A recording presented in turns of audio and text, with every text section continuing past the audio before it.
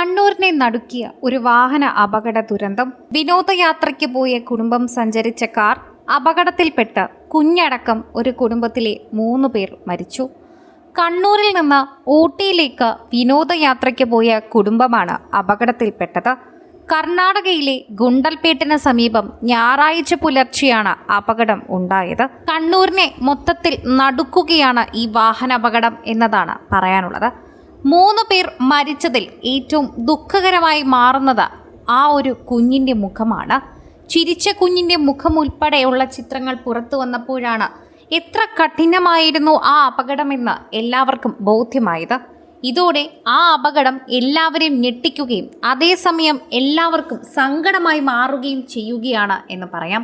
Kannur city വെത്തിലപ്പള്ളി പാൽ സൊസൈറ്റിക്ക് സമീപം സൗദിയിൽ ജോലി ചെയ്യുന്ന ഷഫീഖിന്റെ ഭാര്യ മുനീറയുടെ മകളും ഭർത്താവ് മലപ്പുറം മമ്പുറം സ്വദേശി മുനീറിന്റെ മൂത്ത മകളുടെ കുട്ടി മോഹിത് സിദ്ധാൻ എന്നിവരാണ് മരിച്ചത്. മുനീറയ്ക്ക് 45 വയസ്സും മുനീറിന് 30 വയസ്സും മോഹിത് സിദ്ധാന് 3.5 വയസ്സുമായിരുന്നു. തലശ്ശേരിയിൽ വിവാഹ ചടങ്ങിന് പങ്കെടുത്ത ശേഷം 7 അംഗ കുടുംബത്തിലെ ഇന്നലെ രാത്രി ഊട്ടിയിലേക്ക് യാത്ര തിരിച്ചു.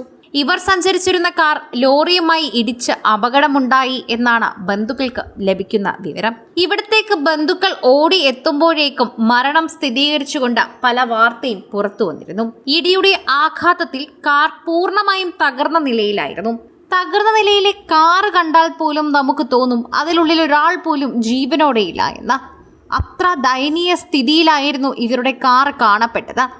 ബന്ധുക്കൾ ആദ്യം വന്ന് നോക്കിയത് കാർ ഇടുന്ന സ്ഥലത്തായിരുന്നു. ആ കാറ് കണ്ടപ്പോൾ തന്നെ ബന്ധുക്കൾ ഓരോരുത്തരും കരയാൻ തുടങ്ങി. അവർക്ക് പിടിച്ചു നിർത്താനായില്ല. പിന്നീടാണ് ആശുപത്രിയിലേക്ക് കൊണ്ടുപോയി എന്നറിയുന്നതും അവിടേക്ക് എത്തുന്നതും. കൈയും കാലും വിറച്ച് പരിഭ്രാന്തരായിട്ടാണ് അവർ അവിടേക്ക് എത്തിയത്.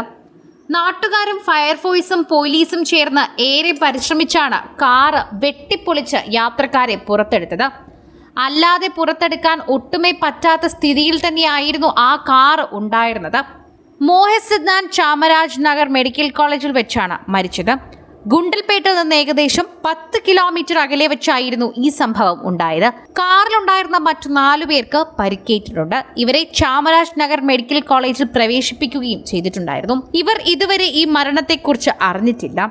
സംസ്കാരം ഉടൻ നടക്കും. കുഞ്ഞെവിടെ എന്ന് എല്ലാവരും ചോദിക്കുന്നുണ്ട്. സുഖമായിരിക്കുന്നു, മറ്റൊരിടത്താണെന്ന് മാത്രമാണ് തൽക്കാലത്തേക്ക് പറഞ്ഞിരിക്കുന്നത്.